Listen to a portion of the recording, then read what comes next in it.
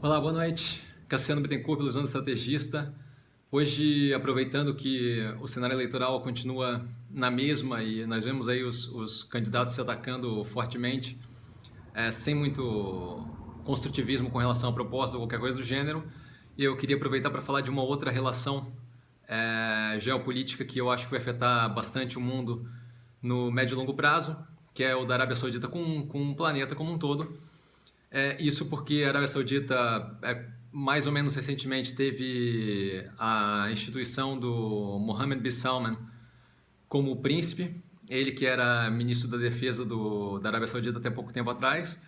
e com isso ele veio com um movimento bem interessante que foi apoiado pelo mundo em geral, que era um movimento modernizante, onde ele liberou as mulheres para dirigir, onde ele trouxe de volta o cinema, mesmo que devagar, para a Arábia Saudita, e onde ele tinha um plano bem interessante para o IPO da Aramco, a empresa petrolífera deles, onde ele iria usar grande parte daquele dinheiro absorvido pelo IPO para diversificar essa fonte de investimentos e ficar menos preso no petróleo, que é um combustível fóssil, e com isso a Arábia Saudita teria aí uma diversificação de fonte de renda que para eles daria uma visão de longo prazo muito interessante. O problema é que junto disso, mais recentemente, a gente tem visto um outro lado desse governante, o MBS, como ele é conhecido popularmente, por causa de Mohammed bin Salman, e ele tem tomado algumas atitudes que têm mostrado que talvez ele não seja aquele fator modernizante todo que era esperado. Então, como principais aí a gente viu ele prendendo, aprisionando membros expoentes de famílias ricas árabes e membros da realeza com o intuito de segurar a corrupção e fazendo eles pagarem grandes multas para poder para serem liberados, mas aquilo soou muito como uma forma de calar a oposição. Além disso, mais recentemente a gente teve a participação deles em operações militares no Iêmen, onde eles usaram táticas de carpet bombing, onde você bombardeia áreas como um todo, com muito dano colateral civil, e aquilo não foi muito bem explicado. A gente teve Vice News fazendo reportagem sobre aquilo e de qualquer forma muito difícil de explicar. E à medida que isso vai acumulando, culminou nesse evento mais recente, onde um jornalista dissidente árabe foi pego dentro de um consulado na Turquia e aparentemente foi desmembrado lá dentro, torturado e desmembrado lá dentro. Ainda não encontraram o corpo, aparentemente encontraram alguns pedaços hoje, mas ainda não encontraram o corpo, e com isso começa o quê? Começa um acúmulo da pressão mundial para que seja feita alguma coisa com relação ao relacionamento que o Mohammed bin Salman tem com essa questão humanitária e de como ele lida com relação entre os países. Outro ponto importante foi aquela desavença que ele teve com o Catar, na qual eles cortaram a relação por um tempo, e são economias muito interligadas, então esse tipo de coisa afeta diretamente os outros países que estão ali no meio, né?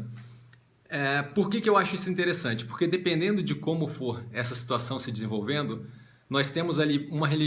região onde,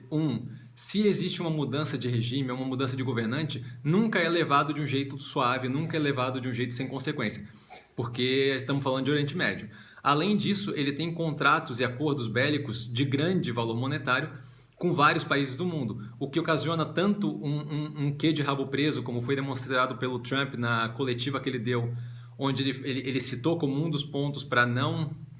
condenar o MBS, o fato deles terem um contrato aí que é o maior contrato armamentício de muito tempo, acordo armamentício de muito tempo da história do planeta, um acordo aí de 110 bilhões de dólares, algo assim nunca foi visto antes, e dos quais o MBS só gastou até agora 14 bi. Então você tem aí um grande pedaço que está por vir, que ele ainda não recebeu e que afetaria diretamente geração de emprego americana, contas públicas, pela geração de imposto dessa produção armamentícia e por aí vai. Além disso, vimos hoje o Emmanuel Macron